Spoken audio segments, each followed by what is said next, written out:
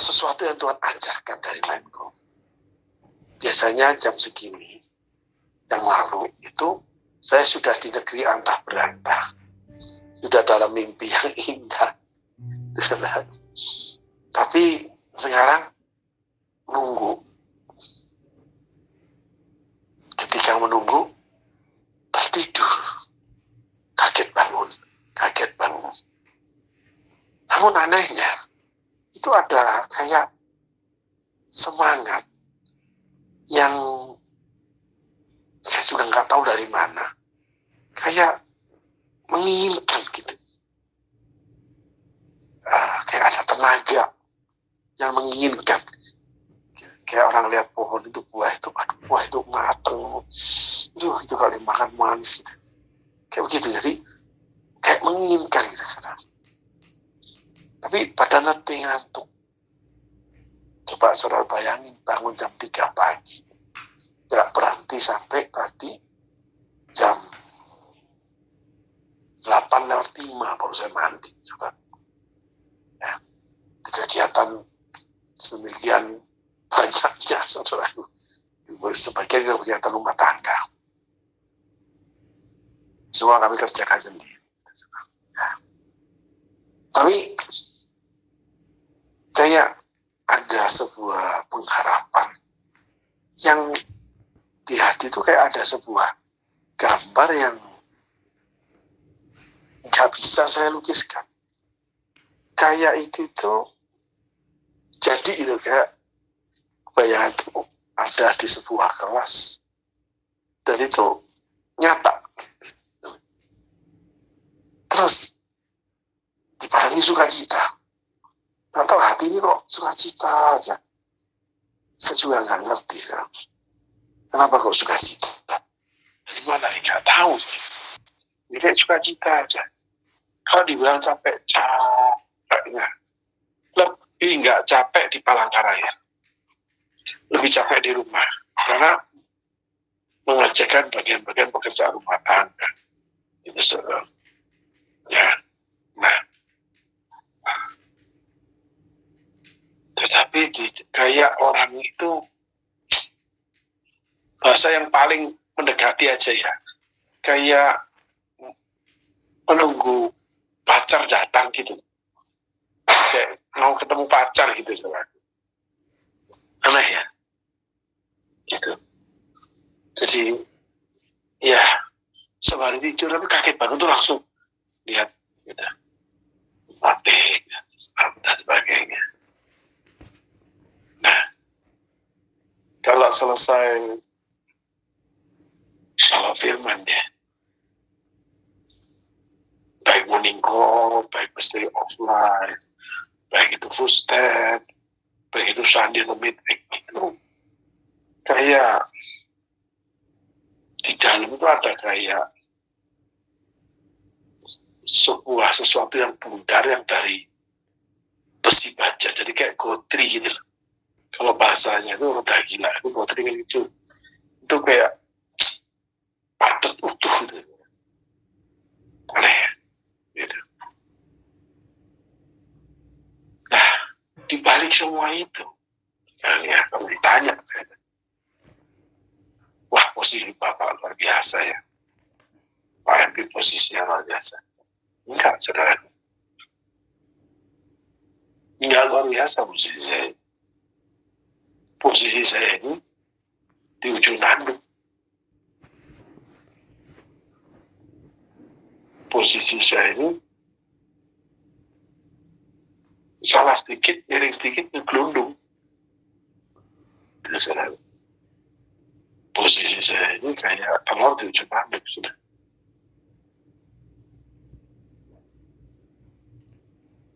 Nah, di dalam musim-musim kehidupan kita, musim-musimnya Tuhan, di setiap musim hidupku, tak pernah kau biarkan ku sendiri.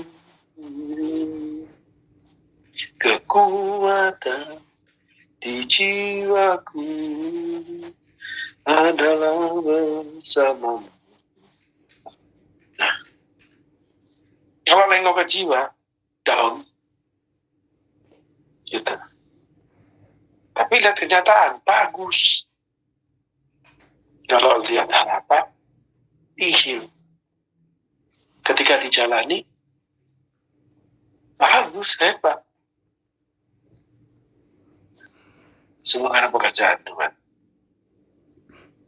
Nah, di situ sebenarnya sih iman itu dipertaruhkan sebenarnya. Di balik pekerjaan Tuhan yang saya kerjakan, jelas semua itu berita Tuhan. Seakan-akan Tuhan nggak peduli. Mata kita fokus pada sesuatu perkara. Hati pikiran kita fokus pada suatu perkara. Hitung-hitungan kita itu fokus pada suatu perkara. Sementara Tuhan bekerja di perkara yang lain. Contoh. Kita ini lagi demam. Atau kita punya anak lagi demam. Ayahnya seorang dokter. Anak lagi demam. Istri hubungi ayahnya. Gitu. Pak, ini si anak A ini demam. Gimana Pak? Menggigil. Ya udah, nanti aku selesai praktek pulang. Pak, sekarang Pak, ini anak nggak tahan, aku selimutin, aku ini dia menggigil. Nggak apa-apa. Nanti habis praktek aku pulang, nggak ada masalah. Istri yang menghadapi anak sakit di rumah itu jungkir balik, saudara. Dari hati sampai perbuatan, dikompres lah, begini, begitulah. Sementara sang ahlinya, suami ini yang seorang dokter, malah nggak peduli. Gitu. Kalau cerita kita, itu Lazarus. Akhirnya mati benar Lazarusnya. Udah 4 hari udah membusuk. Coba kalau kamu datang, gak akan mati saudara ini. Marta dan Maria ngomong gitu. Tuhan mah gampang aja. Tuh kalian ini, kalau kalian percaya kamu lihat kemuliaan Tuhan. Sebelumnya murid-murid itu tanya, apa kita nggak ke sana?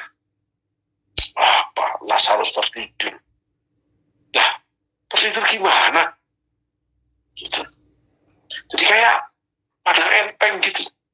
Isok banget orang ini kan gitu. Buat jengkel banyak orang. Nah itulah di sana Tuhan bekerja. Jadi kalau saudaraku punya hati, punya pemikiran, punya minat, punya kerinduan, punya cita-cita, Tuhan itu nyaman banget jalan sama Tuhan. Itu saudara itu halusinasi, saudara itu halu. Saudara itu dalam fata morgana. Allah itu uncreatable. Allah itu tidak bisa ditebak. Allah itu punya karakter sendiri. Di dalam mengelola kita, kan aneh. Orang nyerahin diri, udah nyalain cinta, udah nyalain nangis memuji Tuhan, udah ikut sengsara, masih aja dikerjain. Kalau salah pikiran manusia. Kadang jawaban Allah itu nggak masuk akal. Aku juga cuma menguji imanmu. Kamu yang nguji, akunya yang jungkir balik. Satu lagi pertanyaannya. Kalau Allah mencintai manusia, kenapa Allah menciptakan neraka? Kalau kasih Allah betul-betul tidak terbatas sama manusia, kenapa Anda tidak neraka? Pembandingnya aja ya, teman-teman. Ini bercanda nih, tapi nggak bercanda. Teman-teman punya anak nih, cinta banget. Teman-teman nyiptain neraka buat anak. Coba bayangin.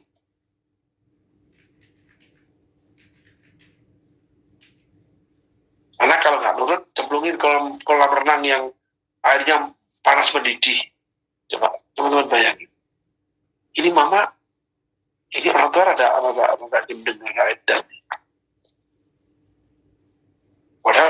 cinta anak.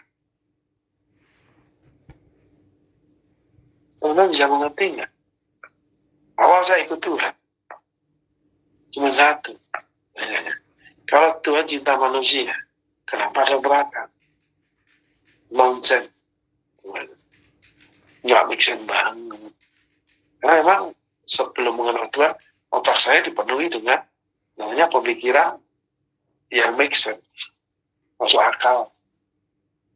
Gitu. Kenapa kalau Tuhan cinta saya? Kenapa saya dibuat seperti hari ini? Hidup saya kayak begini, gitu. Awalnya. Hidup secara duniawinya luar biasa, tetapi di dalamnya sengsara luar biasa. Jadi kalau saya mabok, itu di karaoke gitu ya, itu bisa saya tendangin semua. Gitu. Alat-alat apa, cuma tendang. Gitu. Kalau mabok, marah. Tapi bisa pulang sampai rumah. Bisa selamat terus. Maka saya mau bikin mengadakan nama baptis selamat. Dan teman-teman yang hidupnya masih ugal-ugal sama Tuhan, saya kasih nama baptis selamat. Nama baptis saya apa, Pastor? Selamat. Incredible. Kalau alam semesta manusia, kenapa ada neraka? Jadi, teman-teman kalau mau ikut Tuhan, jangan berpikir mudah, gampang. Mengenalkan Tuhan, tinggal nyerah aja. Kata siapa? Kamu akan digocok sama Tuhan. Artinya bahwa digocok itu digoyangkan sampai seluruh isi hatimu keluar, kamu tahu itu. Cuman apa? Ya cuma itu aja. Petrus. Ya. Yang barusan kita baca Yakub. Ya. Musa, Abraham. Udah taat Abraham nih. Yang pertama dia temui keluar dari yang namanya haram. Taat perintah jual semua harta benda, kelaparan. Masuk Mesir. Jual istri sama Fir'aun. Ya cuma sampai di sana aja. Allah tidak menolak Abraham. Cuman Sarai akhirnya kepahitan. Sarai tidak birahi sama Abraham. Tapi ketemu Raja Abimelek, dilamar Raja Abimelek mau. Dilamar Raja Abimelek mau. Tapi sama bojo mati rasa. Itu Sarai. Karena 2 kali ditawar laki-laki dikasih sama Abraham. Terus apa yang terjadi sama Abraham? Tetap itu dia hidup masuk surga, tetap bapak orang percaya. Coba bisa mengerti nggak, saudara? Yang namanya Yudas khawatir masa depan, dia jual Yesus, masuk neraka nih. Saul lawan Samuel yang dipakai menyampaikan firman Allah. Tuhan ngomong nggak dituruti, masuk neraka nih. Musa disuruh ngomong sama batu, tapi dia pukul batu. Gak boleh masuk tanah perjanjian. Loh, ini karakter Allah yang mana sih yang kamu bisa tangkap? Simpang siur. Gitu. Tak tersembunyi kuasa Allah. Yang enggak tersembunyi itu kuasa Allah. Apa yang Allah kerjakan? Yang mustahil jadi tidak mustahil. Tapi ada hal yang tersembunyi hanya bagi Allah. Hal-hal dibukakan bagi kita dan keturunan kita. Ulangan 29 ayat 29. Keluaran atau ulangan saya lupa saya. 2 buku itu pokoknya. Cari tersembunyi pasti keluar itu. Hal tersembunyi hanya bagi Allah, hal dibukakan bagi kita, bagi anak cucu kita. Nah, bayangin.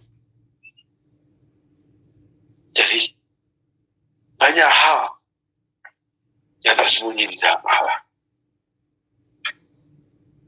Tetapi di situ satu titik, Nikmatnya Allah di sana, saudara. Kenapa?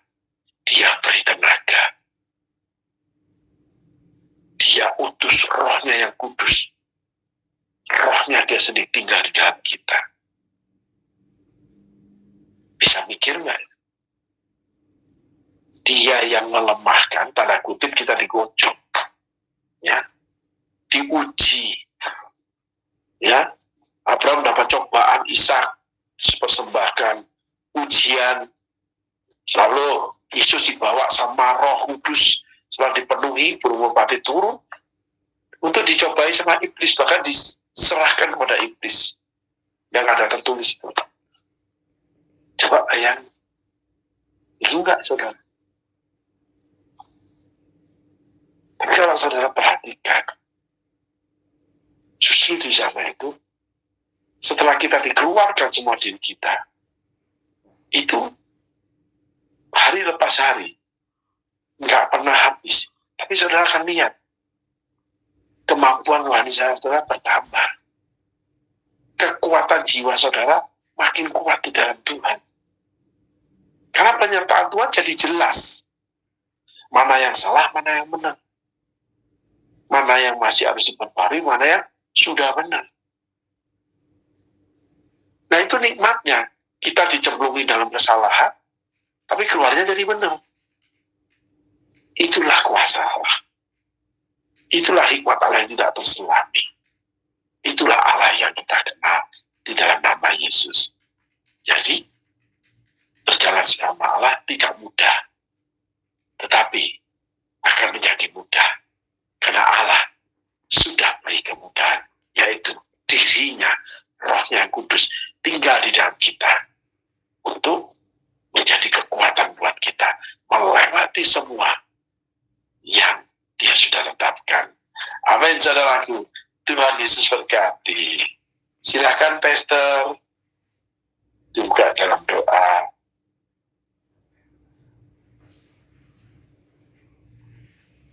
Oh, nggak ada pastor. Ternyata pastornya semua, ini semua lagi ya. Kayaknya cuma lagi. Ada Pak Agung, Pak. Pak Agung udah mana? Pak Agung. Ayo main yuk. Pak Agung.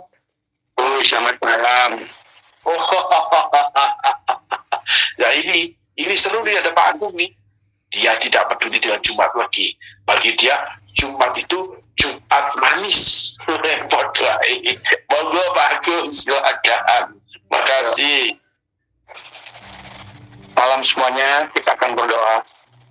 Tuhan, kami bersyukur malam hari ini, bukan secara kebetulan Tuhan, kami terus bersyukur karena Engkau sungguh Allah yang baik, Engkau yang selalu menjamah hati kami, Engkau yang selalu merubah sikap hati kami lewat kebenaran firman-Mu. Tuhan, kami menyerahkan naik call malam ini dalam tangan Tuhan.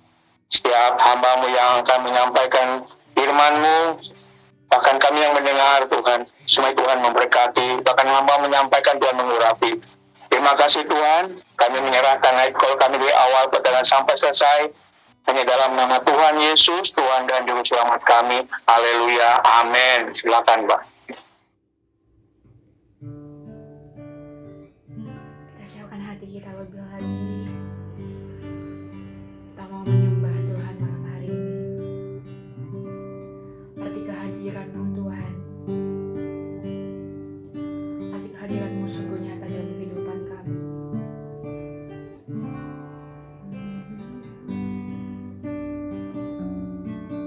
Terima kasih Tuhan.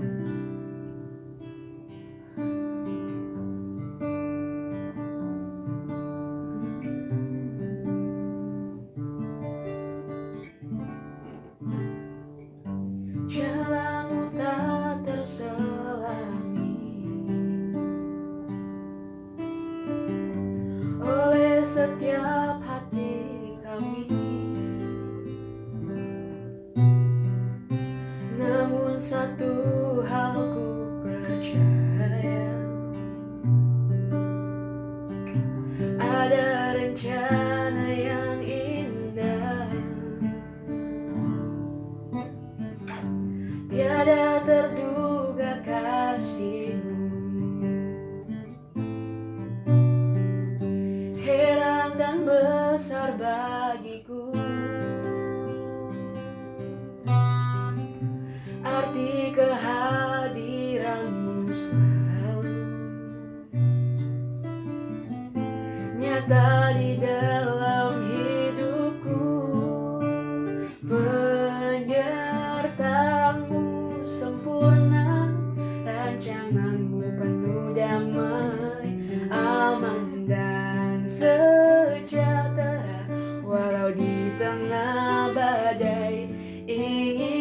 selalu bersama, rasakan keindahan arti kehadiranmu Tuhan.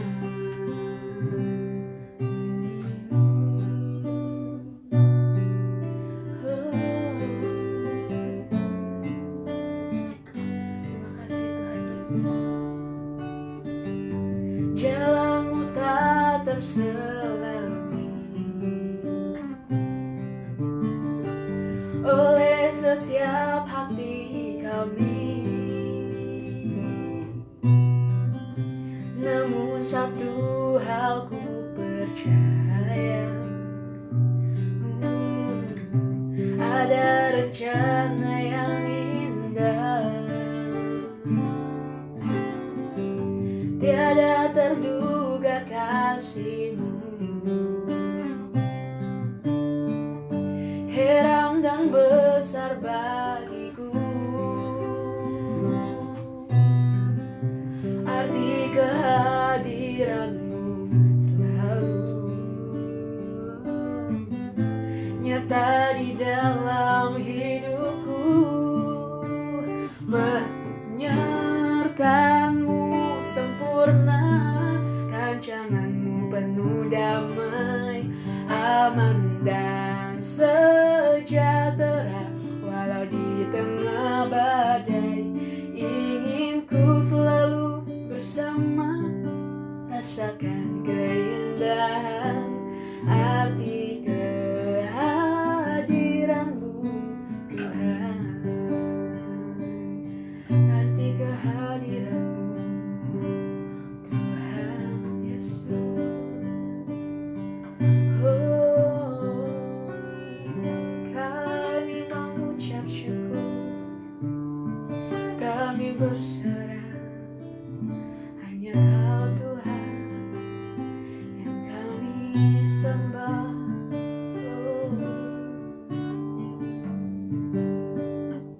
Tidak terduga kasih-Mu Tuhan, tiada terduga kasih-Mu, heran dan besar bagiku, arti kehadiran-Mu selalu nyata di dalam hidupku. Penyertaan-Mu sempurna, rancangan-Mu penuh damai, aman dan sejahtera walau di tengah badai. Ingin ku selalu bersama, rasakan keindahan arti kehadiran-Mu Tuhan. Penyertaan-Mu sempurna, rancangan-Mu penuh damai, aman dan sejahtera walau di tengah badai. Ingin ku selalu bersama, rasakan keindahan arti kehadiran-Mu Tuhan. Oh, penyertaan-Mu Tuhan, penyertaan-Mu sempurna dalam kehidupan kami.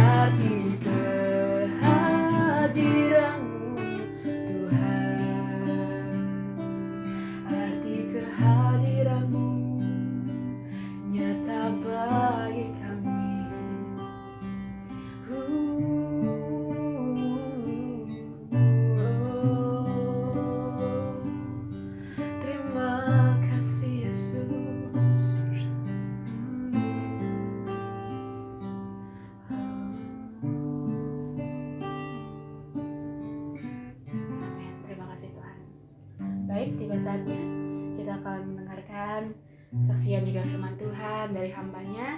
Dipersilakan kepada Ibu Maria Rambo. Shalom, selamat malam. Mari kita berdoa. Tuhan Yesus, terima kasih untuk kesempatan malam hari ini. Kau memberikan hamba kepercayaan Tuhan untuk naik call ini Tuhan, untuk memberitakan firman dan juga sharing tentang kehidupan kami. Terima kasih Tuhan Yesus. Kami serahkan semuanya di dalam tangan-Mu Bapa. Dalam nama Tuhan Yesus, selamat kami. Haleluya. Amin. Shalom, selamat malam. Sebelumnya saya memperkenalkan diri, nama saya Maria, nama tenarnya Rembu. Saya bekerja sebagai seorang hairdresser di sebuah salon ternama di Surabaya. Pengalaman saya mengucapkan terima kasih untuk malam hari ini karena sudah diberi kesempatan sama Bapak Rempi untuk diperkenankan sharing firman pada malam hari ini. Saya mendapatkan firman dari Matius 14, 27 sampai 33. Sebentar ya.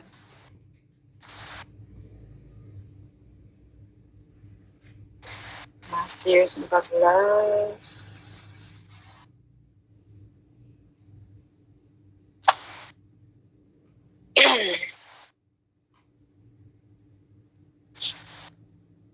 Tetapi segera Yesus berkata kepada mereka, "Tenanglah, aku ini, jangan takut." Lalu Petrus berseru dan menjawab dia, "Tuhan, apabila Engkau itu, suruhlah aku datang kepadamu, berjalan di atas air." Kata Yesus, "Datanglah." Maka Petrus turun dari perahu dan berjalan di atas air mendapatkan Yesus. Tetapi ketika dirasanya tiupan angin, takutlah ia dan mulai tenggelam lalu berteriak, "Tuhan, tolonglah aku."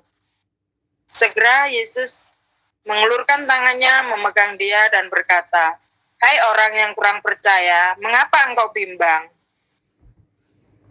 Lalu mereka naik ke perahu dan angin pun redalah. Dan orang-orang yang ada di perahu itu menyembah dia dan katanya, "Sesungguhnya engkau anak Allah." Dari firman ini seperti hidup saya gitu ya.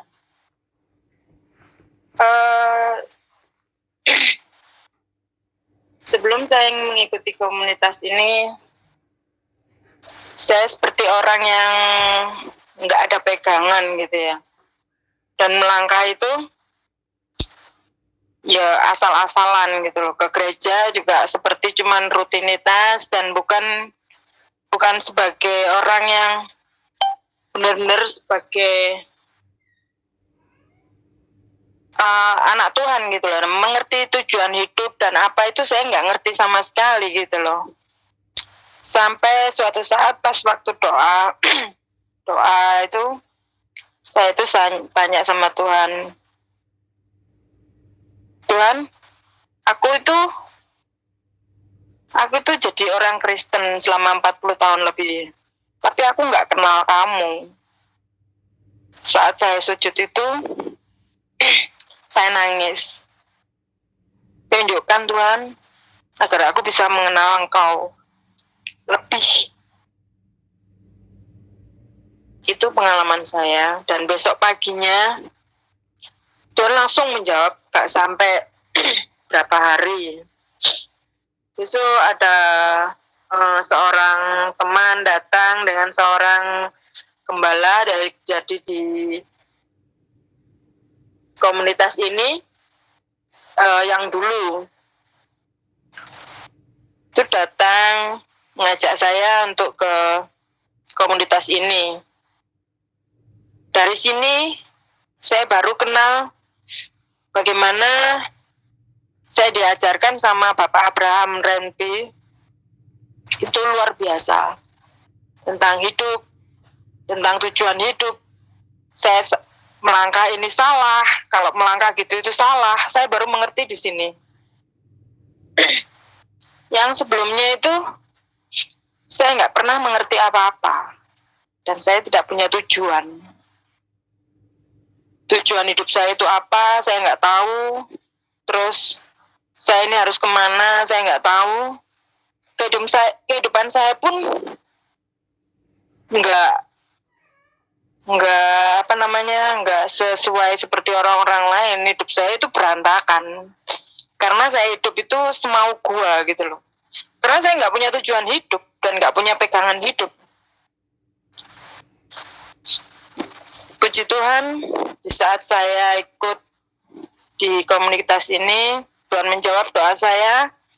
Saya mulai mengenal bagaimana Tuhan itu membimbing saya perlahan demi perlahan. Memang nggak langsung gitu ya. Waktu saya dikenalkan sama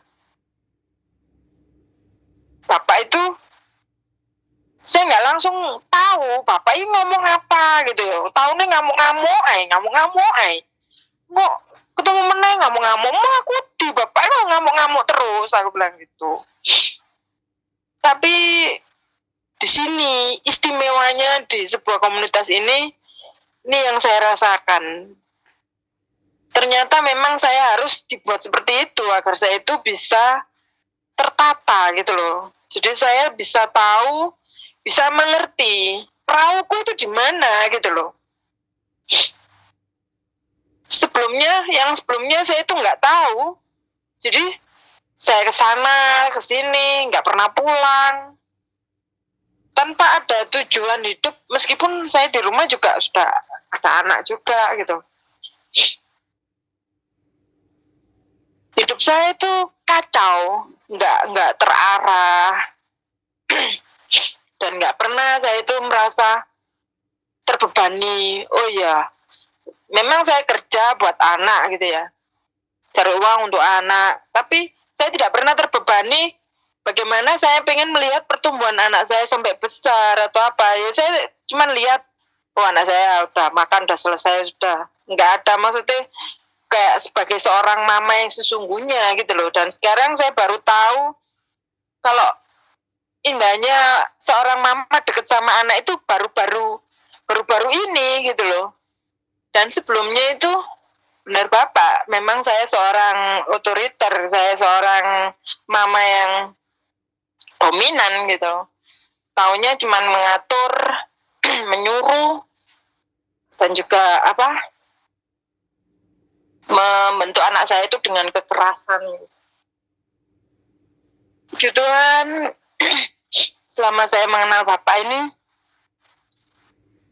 perlahan Tuhan memimpin saya, Tuhan tuntun saya, supaya saya itu mengenal Dia lebih dan lebih lagi. Sampai saya bisa diajari Bapak suruh ngomong di Purwodadi, di Semarang, di Palangkaraya. Itu sebuah kalau menurut saya itu sebuah karunia yang membuat saya itu tak terhingga, karena semasa hidup saya itu saya cuman bisanya tampil di depan umum itu nyanyi. Dan bukan nyanyi rohani, tapi nyanyi untuk dunia. Dan saya bahagia saya bisa memimpin WL waktu itu membuat kenangan saya yang indah. Dan yang mengacaukan itu COVID itu yang membuat saya itu langsung down. Di saat COVID itu 3 tahun saya nggak bekerja sama sekali, nggak ada penghasilan, tapi dengan kekuatan dan bimbingan Bapak itu saya selalu kuat.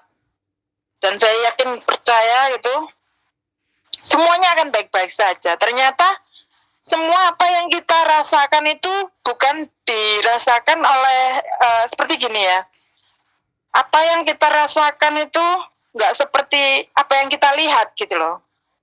Kalau kita merasakan semuanya akan baik-baik saja, dan memang semuanya akan baik-baik saja, tapi kalau kita melihat, loh, ini badai, dan aku nanti pasti tenggelam, seperti Petrus yang tidak percaya itu tadi sama Tuhan Yesus, jadi akhirnya dia tenggelam gitu loh. Tapi kalau kita melihat fokus, aku percaya Mbak, semuanya akan baik-baik saja, kita berjalan fokus hanya dengan melihat Tuhan Yesus. Dan aku 3 tahun melaluinya itu everything is okay gitu loh, nggak ada masalah, apapun tuh nggak ada masalah gitu loh.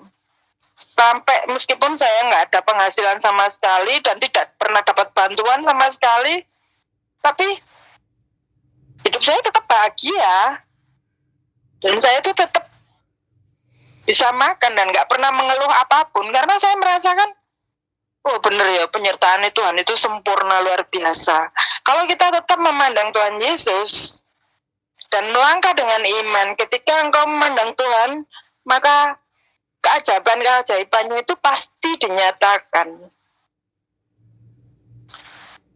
Tidak ada yang mustahil bagi Tuhan dan bagi orang yang percaya. Jadi waktu Bapak itu mengajarkan saya sesuatu tentang Tuhan Yesus, tentang ini, tentang itu jadi pegangan buat hidup saya. Jadi saya itu tahu.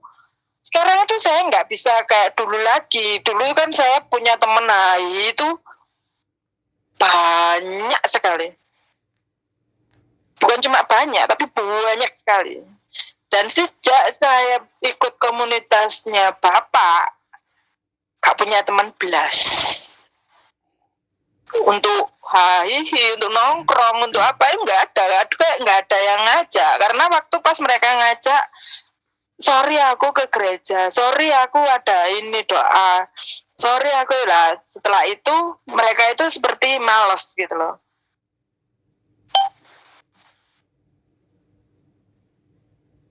Sejak saat itu hidup saya sendiri. Jadi fokusnya cuman dengarkan pengajarannya Bapak sama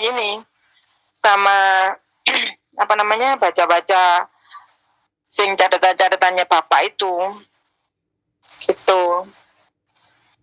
Ada lagi Yohanes 6:47. Sesungguhnya barang siapa percaya, ia mempunyai hidup yang kekal. Dan ini jadi pegangan saya untuk hidup saya dalam setiap saya melangkah. Jadi untuk digoyang apapun, kalau kita punya pegangan hidup itu enak, tujuan hidup. Jadi fokus kepada Tuhan aja, nggak usah takut, oh ini badai, nanti kita bagaimana, nanti gimana, khawatir, takut, resah, gelisah. Lah, itu kan sudah intimidasi iblis, katanya Bapak. Jadi ya saya fokusnya, oh iya, jangankan badai. Wong Paulus masuk dalam perutnya mau saya dia hidup kok. Yusuf aja mengalami penjara, dia masuk dari sumur, motiva, dia tetap aja malah jadi raja. Jadi fokusnya ke Tuhan aja, nggak usah lihat kiri kanan, badai mau apa, kita tetap fokus ke Tuhan Yesus gitu loh. Dan itu jadi pegangan saya selama ini. Saya mengucapkan banyak terima kasih untuk Bapak Rembi Soeharto, karena selama ini benar-benar saya gak pernah punya tujuan hidup ya di sini ini, ya di komunitas ini. Makanya sampai kapanpun tak tunggu, maksudnya itu sepi. Dulu waktu COVID itu sudah nggak ada, ya memang Bapak selalu masih menampilkan, tapi sepi ya, nggak kayak dulu lagi. Sejak COVID itu kita jarang ketemu, udah nggak pernah ketemu. Satu kali ketemu di High Point, bis gitu udah nggak ketemu lagi. Ada kerinduan seperti yang dulu lagi gitu loh. Sampai ya pengennya kayak dulu. Tapi ya memang kalau kayak dulu terus kita kan selalu menoleh ke belakang, nanti jadi garam. Katanya Bapak kan kita harus lihat ke depan. kapan. Karena hidup itu selalu baru kayak Tuhan Yesus. Selalu baru. Jadi ya sekarang kita ikuti teknologi. Kalau memang teknologi seperti ini ya sudah. Aku sudah bersyukur juga bisa ikut morning call, bisa ikut night call, luar biasa. Dan ini membuat saya itu semakin ada seperti apa ya? Kalau nggak ikut morning call atau night call gitu, seperti ada sesuatu yang hilang gitu loh. Waduh, rugi. Kalau saya cuma mendengarkan itu nggak seperti kalau kita ngumpul gini, meskipun kita nggak lihat satu wajah ya, tapi ada sesuatunya gitu loh, nggak tahu apa, saya juga belum ngerti, nanti biar Bapak aja yang menjelaskan. Dan ya sudah, ini saya serahkan lagi sama Bapak Renpi Soeharto. Terima kasih, selamat malam, Tuhan berkati. Thank you, Jam. Iya, luar biasa. 2 firman sekarang isinya. Wah, luar biasa, Tuhan bekerja. Semangat, Jam. Maju terus.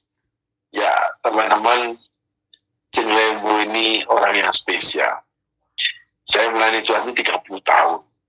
Tapi belum pernah Tuhan letakkan sebuah selaput kasih di mana saya melihat Jeng Lembu ini. Gak tahu kenapa, selalu melihat dengan mata kasih. Saya dari dulunya terus tanya sama Tuhan, apa sih ini?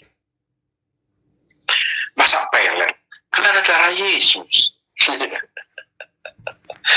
Pelepasan ya Jeng Lembu kena pelepasan. Gitu. Setiap kali pokoknya dengan pribadi Jeng Lembu, itu ada sebuah selaput kasih, di mana saya melewati selaput kasih itu, saya melihat Jeng Lembu itu dengan kasih. Betul-betul kasih yang murni, yang saya juga nggak tahu. Kenapa? Cuma satu orang. Yang lainnya itu pasti ada emosi, pasti ada suatu buah kemarahan yang Tuhan letakkan. Tapi Jeng Lembu itu enggak. Pada saudaraku, orang ini, wow. Sebab wow, saudara coba pikirkan ini ya. Di dunia ini, Salomo pun tidak melakukan seperti yang Jeng Lembu lakukan. Raja minyak Saudi, nggak ada yang mau melakukan seperti Lembu lakukan. Si Jeng ini. Coba saudara pikir, apa sih yang dilakukan orang ini? Sultan dari manapun di dunia masih nggak sanggup melakukan seperti Jeng Lembu lakukan. Ayo, coba saudara pikir, apa ya? Buang duit, Steve Jobs, itu orang-orang kaya, kalau buang duit luar biasa. Enggak, Jeng Lembu enggak seperti itu. Coba saudara pikirin. Ayo. Tuhan Yesus saja bingung sama Jeng Lembu. Orang ini betul-betul enggak ada pegangan, itu betul saudara. Ayo, coba pikirin. Saya tutup saudara pelan-pelan mengenal kasih Yesus. Masa ada sih orang makan, piringnya dibuang. Jadi makan, gak usah cuci piring, piringnya dibuang. Coba saya ulangi ya. Mana ada sih orang yang seperti Jeng Lembu, Raja minyak Saudi kalah. Ya, Steve Jobs, orang-orang terkaya, si Buffett, nggak ada. Sultan dunia nggak ada seperti Jeng Lembu. Belum ada orang kalau makan, habis makan piringnya dibuang. Nah, coba bayangin saudaraku. Tuhan aja bingung dengan Jeng Lembu ini. Coba, Jeng, aku saksikan lebih jauh tidak apa-apa ya tentang kehidupan pribadi Jeng. Izin ya, Jeng? Tidak apa-apa. Lanjut. Coba, punya 3 anak, 3 suami. 30 anak, 30 suami. Luar biasa, produktif deh ini. Beranak cuculah penuhi bumi. Dengan pasangan masing-masing. Ditambahi firmannya sama Jeng Lembu.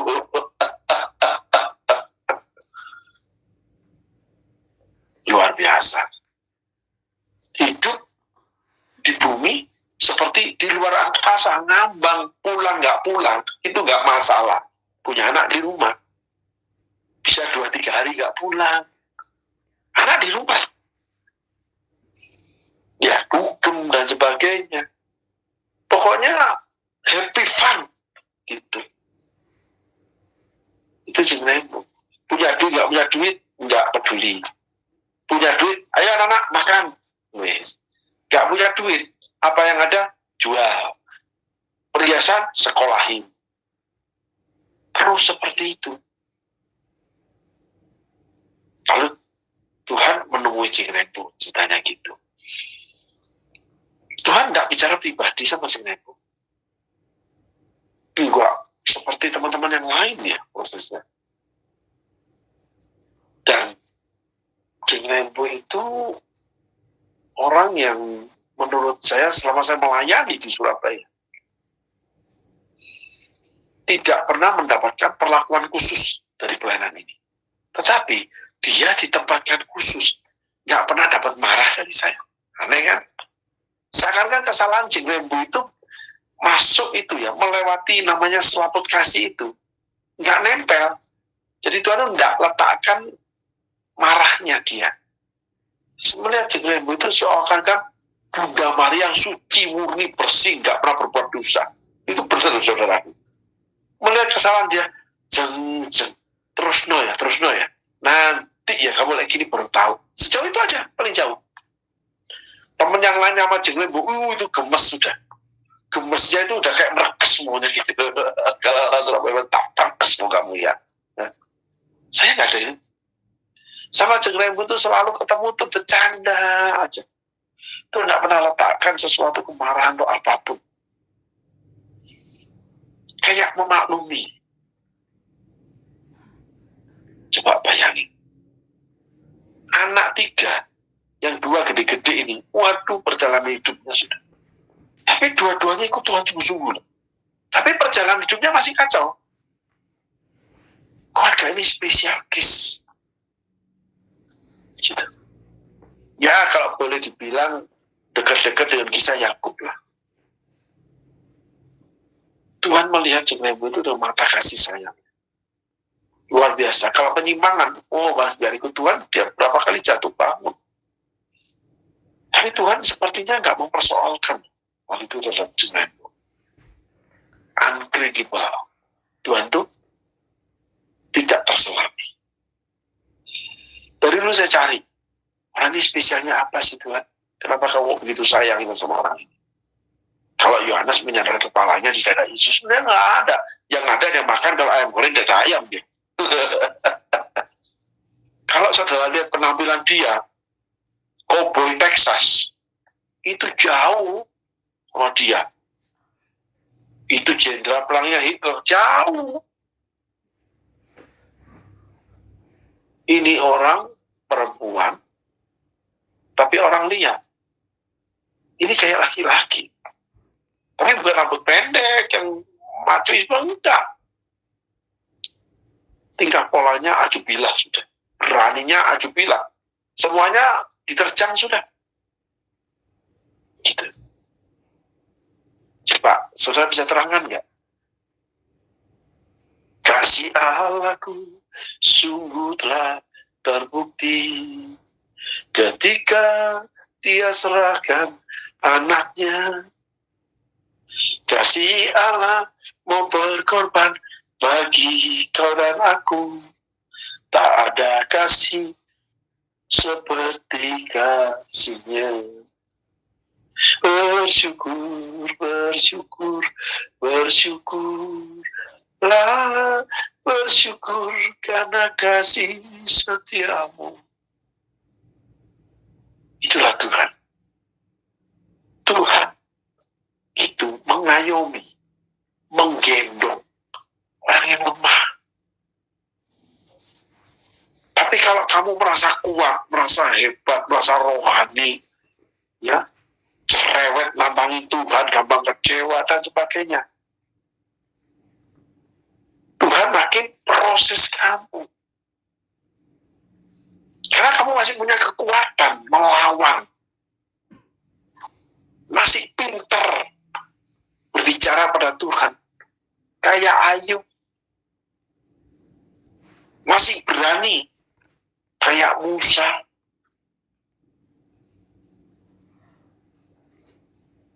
masih tegar tengkuk kayak Abraham, masih licik kayak Yakub.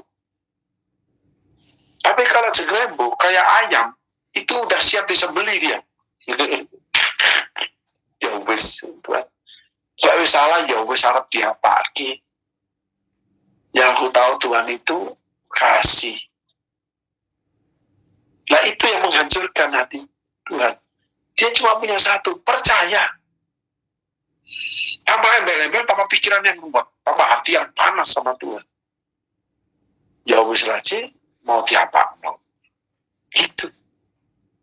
Saudara tahu salah satu daripada penyerahan diri seperti ini, siap dihukum, malah menghancurkan hati Tuhan.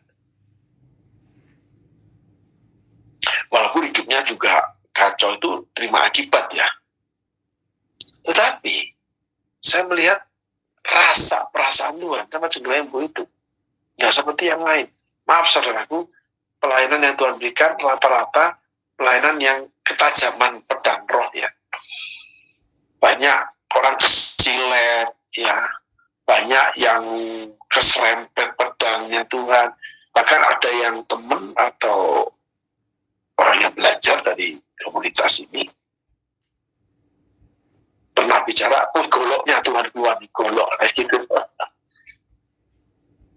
Cukup menantang pelayanan saat itu, berbeda dengan saat ini ya. Tapi jangan mau enggak, kayak orang dielus-elus gitu. Kenapa? Karena dia merasa lemah. Yang lemah dikuatkan. Dari tadi nggak ada kata-kata yang menuntut sama Tuhan. Dari tadi cuma menyatakan kemuliaan Tuhan dalam caranya Rembo bicara. Orang yang mengaku salah jelas. Orang yang berharap sama Tuhan tapi dalam kategori putus asa, penyerah diri tanpa perlawanan. Kayak ayam siap disembelih, udah dicelup-celupin ke yang namanya air panas, bulu udah rontok, tinggal leher beres sudah. Tapi dia tidak berontak. Dia menyerahkan semuanya. Di luar sisi kita melihat bahwa kehidupan jegrembo belum selaras dengan Alkitab. Karakternya dia. Tapi kita lihat sisi yang lain. Yang kita boleh belajar dari saudara kita namanya Maria. Kita harus belajar rendah hati.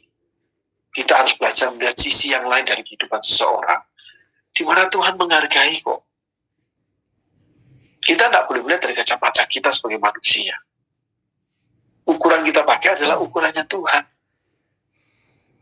Seringkali Tuhan pertontonkan bagaimana kekuatan kuasa dia. Tetapi tidak jarang pula Tuhan pertontonkan kasih dia yang sempurna. Saya melihat pada keluarga ini.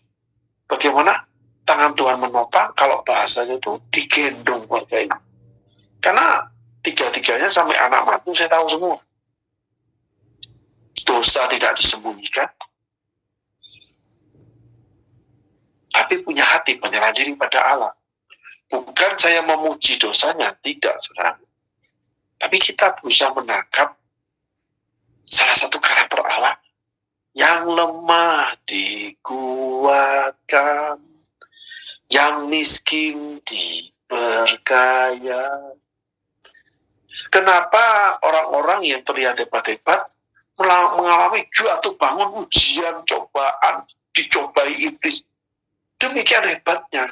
Sementara orang-orang tertentu yang dalam ujian, cobaan, dicobai iblis, happy fun aja dia. Dia punya duit, happy fun. Cuma percaya aja sama Tuhan. Doa Tuhan, aku mau gini. Terus pertolongan Tuhan datang. Jadi mereka bersaksi itu ya, secara gamblang-gamblang orang cuma dengar, aneh ya orang ini. Tapi kenyataan hidupnya memang seperti itu yang saya tahu ya saudara. Kita boleh belajar dari satu sosok yang namanya Jeng Lembo.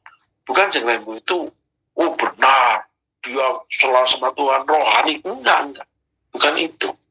Hati yang mengasihi Allah, di mana Allah melihat Jeng Lembo dengan mata kasihnya. Itu ada satu titik kasih Allah yang kita temukan. Orang ini seakan-akan tidak dihukum. Coba bayangin, COVID, orang ini nggak ada namanya vaksin satu kali pun. Nah coba bayangin saudaraku. Kalau ditanya, ya udahlah paling mate. Aku percaya Tuhan itu lindungi kok Pak. Lah, nanti kamu dasar gimana-mana loh, mesti dari surat vaksin. Ya enggak apa-apa, dasar gimana-mana Pak. Tuhan aja bingung dengan penyerahan gini. Tapi coba kita duduk bersama dengan Lembo, ya, lalu kita mulai melihat sisi yang lain. Orang ini hidup dalam kenyamanan, penyerahan diri terhadap Tuhan. Kalau kita kan goyah terus, bergolak terus, banyak keinginan, maka banyak kecewa, banyak marah, banyak emosi, tawar hati, dan sebagainya. Kalau Lembo mah lempeng aja. Nah, kita boleh belajar satu sisi ini. Seperti di awal kita tadi belajar. Allah itu tidak terselani. Punya ayah seorang dokter, malah anaknya menggigil sakit, ibu di rumah atau istri di rumah, kalang kabut, dia nggak mau segera pulang. Orang cari dokter sampai namanya ke IGD, ini dokternya ya punya anak yang sakit gak pulang. Pasti seperti Lazarus. Enggak kok, dia tertidur. Murid-murid kejupuk-kejupuk, Maria, Marta, itu sampai yang Maria nangis, Marta itu marah. Protes. Tuhan lempeng aja. Nah, kita belajar nih. Salah satu kekuatan kepercayaan itu lempeng aja. Tidak saya bicara bahwa walaupun kamu berdosa kamu lempeng aja. Enggak. Karena Tuhan tahu siapa Ren. Banyak anak Tuhan bicaranya mulus-mulus, bicaranya halus-halus, bicaranya tinggi-tinggi. Hidupnya nggak mulus-mulus, nggak halus-halus, nggak tinggi-tinggi. Dalam batinnya nggak mulus-mulus, nggak halus-halus, nggak tinggi-tinggi. Tapi ada anak-anak Tuhan yang menceritakan hidupnya tidak mulus, tidak halus, tidak tinggi. Apa adanya aja dia, lempeng aja. Itulah yang dikatakan bahwa orang fasik, orang munafik, penuh tipu daya dusta. Tampilnya sih baik. Yang lainnya belum tentu baik, dalamnya belum tentu. Maksudnya belum tentu, tujuannya belum tentu. Termasuk hubungan di dalam pertemanan, hubungan di dalam hubungan rohani.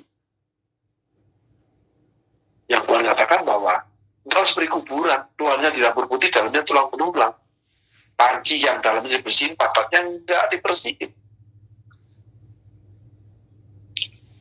Kita melihat satu sisi kegenapan firman Tuhan. Satu kebaikan pun yang kamu lakukan, satu kepercayaan pun yang kamu lakukan sama Tuhan, itu dianggap gede sama Tuhan. Istri itu ketika suami bicara A, ya udah, oke Pak. Nah, jadi anak gimana? Udah selimutin aja. Udah. Suami kerja tenang. Pulang, gimana Pak? Ternyata turun marah siapa? Iya, itu aku tahu. Karena masa inkubasinya itu begini. Maka aku tahu di puncaknya ini dia pasti turun setelah itu. Maka aku nggak pulang. Emang aku nggak sayang sama anak kita? Kamu kan tahu mah. Gitu.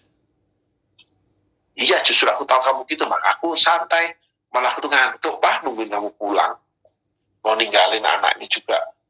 Kok ya nggak enak. Nah, aku temenin dia deh. Sudah main sekarang dia. Udah habis makan bubur, udah turun malasnya, udah. Kayak besok enakan ini. Tetapi, ketika istri yang nggak percaya, telepon, marah, ngomel, lalu mulai melontarkan kata-kata yang tidak patut. Kenapa? Karena dia menuntut. Kenapa dia menuntut? Karena dia nggak percaya. Dia cuma percaya dengan pemikiran dia. Demikianlah kita dengan Tuhan. Bagaimana Tuhan bisa menggendong kalau kita sendiri berontak? Contoh lagi yang paling sederhana, saudaraku. Kalau ada orang tenggelam, saudara jangan langsung tolong ya. Walaupun dia minta tolong. Seseorang yang mengerti hal ini, termasuk penjaga pantai, orang itu ketika minta tolong, dia akan datangi, deketin, tapi dia tidak mau ambil. Ketika orang itu sudah mulai tenggelam, dia udah lemes, baru diambil. Kalau enggak, dia dicekik, atau dia dipukul, terpukul, atau dia ditarik dengan korban ini. Dia ikut tenggelam. Tapi kalau udah lemes, digendong sama dia, ditaruh depan, lalu dia berenang menuju ke belakang. Ke pantai itu dia dengan berenang ke belakang. Orangnya nggak masuk air, karena orang udah lemes. Lebih ringan bawanya. Tuhan juga seperti itu. Kalau kita masih kuat, kita masih punya pemikiran, kita masih punya uang, masih punya daya, punya segala macam deh. Tuhan nggak bisa kerja. Gitu. Tapi kalau menyerah, paling enak Tuhan kerjanya. Nah, dua sisi ini yang kita harus lihat dari kesaksian Jeng Rembo. Sederhana banget perang ini. Hidupnya juga ya sederhana. Ya putih, hitam, abu-abu, kuning, hijau itu ya harus dilewati aja. Orang yang gak ada tuntutan. Ternyata, kalau menurut pendapat saya, Tuhan berikan dia tempat yang istimewa. Bayangin, COVID demikian hebat, vaksin sampai ketiga, nggak ada satu vaksinnya. Dia tetap keluar kerja kok. Dia nyantai aja ngelayap. Virus COVID pun itu bingung sama dia. Jadi kalau mau masuk nggak jadi, mikir dulu mereka. Gitu. Nah, hal ginilah kita harus pelajari. Seperti seorang ayah profesinya dokter. Dia tahu sakit apa yang menyerang anaknya. Saudara tahu nggak? Kalau lagi musim penyakit ya, yang menjadi pandemi, dokter mengeluarkan obat yang sama. Pasiennya berbeda. Contoh, lagi musim hujan ini ya, banyak flu ya. Coba ke dokter. Pasti obatnya itu, nanti suruh saudara yang lain datang ya, kena flu. Obatnya sama semua, 10 pasien kasih obat yang sama. Kenapa? Karena keadaan. Jadi, kalau saudara ingin tahu Tuhan, saudara coba lihat sih keadaan saudara. Lalu saudara lihat orang yang mengalami yang sama. Terus dia sudah ditangani oleh ayahnya, Dokter Yesus, Bapak kita.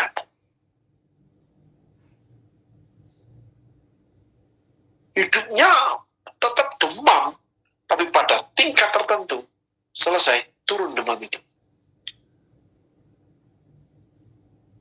Yesus punya cara menangani kita. Kita cuma punya satu cara, yang namanya follow atau menyerah. Tidak ada yang lain. Jadi terhadap setiap anak-anaknya, Tuhan itu perlakuan berbeda-beda. Tetapi anak-anaknya ikut Tuhan, itu cuma punya satu cara. Cara Alkitab. Tidak ada yang lain. Coba bayangin. Paulus pembunuh jemaat dipakai Rasul 13 bangun gereja di luar Yahudi. Nggak ada konsepnya. Orang bodoh diambil Allah untuk mengalahkan orang yang berhikmat dari dunia. Orang yang lemah dari dunia diambil Allah untuk mengalahkan yang kuat dari dunia. Coba bayangin, Tuhan tuh milih yang bangke untuk mengalahkan yang wangi. Jadi Tuhan buat bangke itu jadi wangi. Kalau boleh diumpamakan aja bahasa ya, kalau saudara merasa wangi, saudara nggak butuh pewangi Tuhan. Kalau saudara merasa bangke, tahu diri bangke, saudara akan terima apapun Tuhan kerjakan, karena itu membuat saudara wangi. Sesederhana itu konsep iman penyerahan itu. Jadi kalau masih sok, nggak bisa. Kalau suka nawar Tuhan, nggak bisa. Kalau masih suka dengan jalan sendiri, nggak bisa. Kemuliaan Tuhan nggak bisa dinyatakan. Justru orang kayak Rembo, yang namanya COVID juga hebat sampai Delta, itu bagaimana banyak orang tewas. Rembo mah jalan lenggang kangkung aja, tanpa vaksin satu kali pun. Bahkan ketika ditanya ngomongnya enteng aja, kamu nggak bisa kemana-mana, kamu nggak bisa ngurus apa-apa. Ya sudah, aku wedi, aku disuntik takut deh. Sederhana banget. Kalau kamu tidak memuji aku pakai batu ini memuji aku. Yesus berumpama seorang raja yang mengadakan pesta, mengundang nih, yang udah nggak mau, Tuhan kumpulkan dari lorong-lorong orang itu untuk menikmati pesta raja, pesta loh itu. Seringkali ini puncaknya di sini. Seringkali kita tuh sok. Tanda kutip, Tuhan membutuhkan saya. Gereja membutuhkan saya. Pastor membutuhkan saya. Pelayanan itu membutuhkan saya. Kalau secara hikmat dunia, Anda memang punya kemampuan yang luar biasa. Tapi ingat, kalau hikmat surgawi, enggak. Anda boleh punya talenta, boleh punya suara seperti burung merpati pun, atau apapun terindah sedunia. Tapi kalau Anda tidak disertai Allah, tidak ada hadirnya Allah, Anda tidak bisa mengisi yang namanya roh manusia. Anda cuma konser, cuma ditonton. Anda tidak bisa menghadirkan kerajaan Allah. Sefasih apapun, sepintar apapun, sehafal apapun Alkitab, ketika Anda bicarakan tanpa penyertaan Allah, Anda nothing di mimbar Allah. Orang pulang nih dari gereja, tanya, tadi pastor ngomong apa? Lupa aku. Gak ada satu yang ingat. Tapi kalau roh Allah bekerja, sampai di rumah pun, itu rasanya ada sesuatu di dalam ini yang terus bekerja, menggelayuti, ngandoli. Lalu, entah pujian, entah firman yang dibawakan khotbah atau cerita kesaksian dari khotbah itu selalu bergema di dalam kita. Itu roh Allah yang kerjakan, bukan talenta manusia, bukan kemampuan manusia. Ya kan, ini pekerjaan rohani. Bukan konser orang yang punya keahlian. Jadi pekerjaan rohani, tanda kutip, tidak membutuhkan keahlian, membutuhkan hati yang mau menjadi alat menghadirkan Tuhan. Sederhana sekali kan? Tuhan tidak butuh kepandaianmu. Tanda kutip ya, agak keras sedikit. Tuhan tidak butuh kamu kok. Kalau Anda berjalan bersama Tuhan, Anda akan tahu kata-kata ini. Bagaimana Tuhan sanggup menggantikan kehilangan saudara. Karena seperti Jengkel ngomong, saudara fokus sama Tuhan. Mau harta yang hilang, perusahaan yang hilang, pelayanan yang hilang, mau staf ahli yang hilang, apapun yang hilang, Tuhan akan gantikan yang lebih baik. Kalau Anda menyerah sama Tuhan. Tapi kalau Anda merasa berjasa, merasa hebat, Anda meleset jauh. Anda belajar jawab. Bahasa aja saudaraku ya, saya pakai Anda itu, supaya saudara-saudara bisa menggambarkan bagaimana tertusuknya hati. Bagaimana Roh Kudus responi suara yang saudara dengar, ya, dengan kata-kata Anda dengar, itu langsung jelek di hati. Itu penyertaan kuasa Tuhan. Bukan kepandaian manusia berkata-kata. Semakin pandai manusia berkata-kata, semakin pintar manusia itu mengungkapkan perkara. Semakin dibutuhkan orang pandai untuk menangkap perkara itu. Tapi kalau Tuhan enggak. Kita berkhotbah biasa, sederhana. Apa yang Tuhan letakkan, kita bagikan. Itu kepada setiap orang bisa berbeda loh remanya. Kalau pengetahuan, masing-masing punya jawaban yang sama. Kalau itu dibuat namanya, ayo ulangan yuk pelajaran ini. Kita ujian. Jawabannya harus sama, sesuai dengan yang dibagikan materialnya. Kalau Tuhan enggak. Materi yang dibagikan A, B, C, D, kata-katanya sama, tapi penerimaan setiap orang berbeda. Itulah kuasa Tuhan. Nyanyi biar bagus seperti gimana pun. Nggak ada itu orang ingin nyanyi. Suara cempreng nih. Tapi ketika dia menaikkan pujian itu, penyertaan Roh Kudus jelas, karena dia sepenuh hati memuji Tuhan, orang bisa ikut nyanyi. Saya tutup dengan kesaksian program yang namanya platform digital daripada sosmed Smart People yang paling buruk dalam segala hal, yang paling rendah kualitas dalam segala hal, itu WA Conference.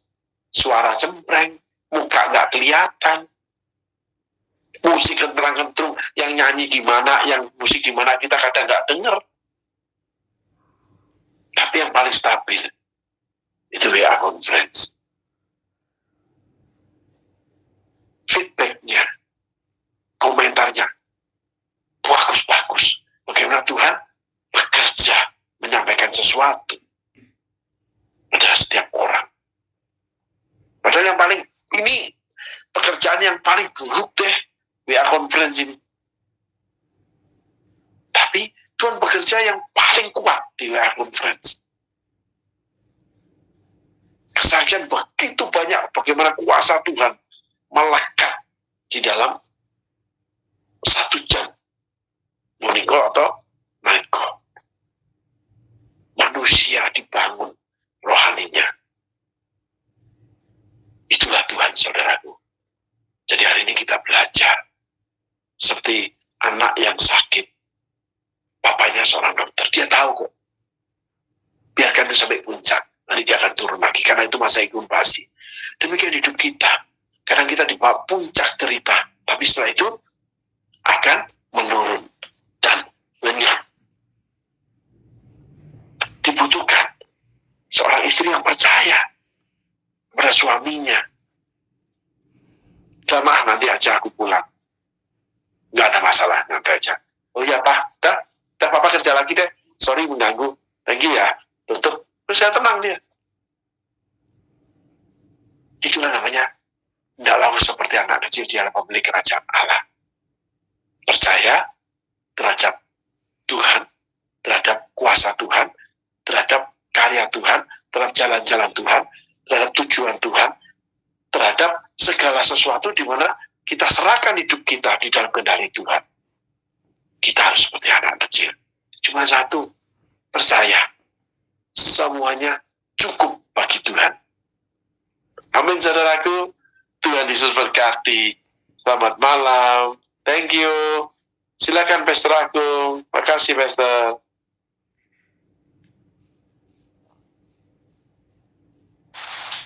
Ya, mari kita berdoa.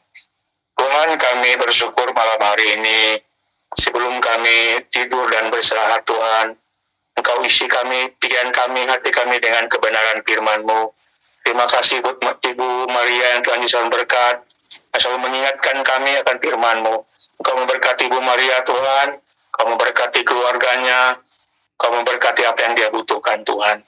Bukan Engkau memberkati Tuhan Bapak Abraham Repi Soeharto selaku motivator Tuhan bagi kami. Tuhan memberkati beliau, mengurapi senantiasa Tuhan.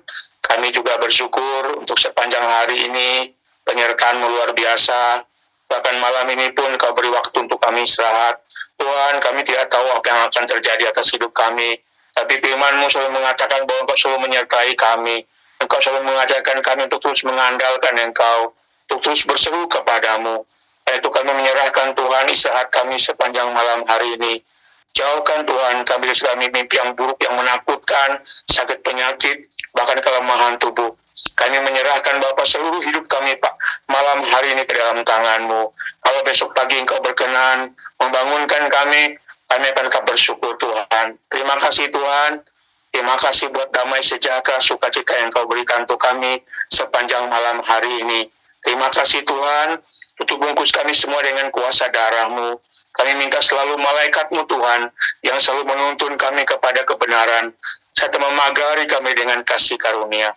Terima kasih Tuhan, kami menyerahkan istirahat kami malam ini dalam tangan-Mu, dalam nama Tuhan Yesus, Tuhan dan Juru Selamat kami berdoa, haleluya, amin. Terima kasih semuanya, selamat malam Pak.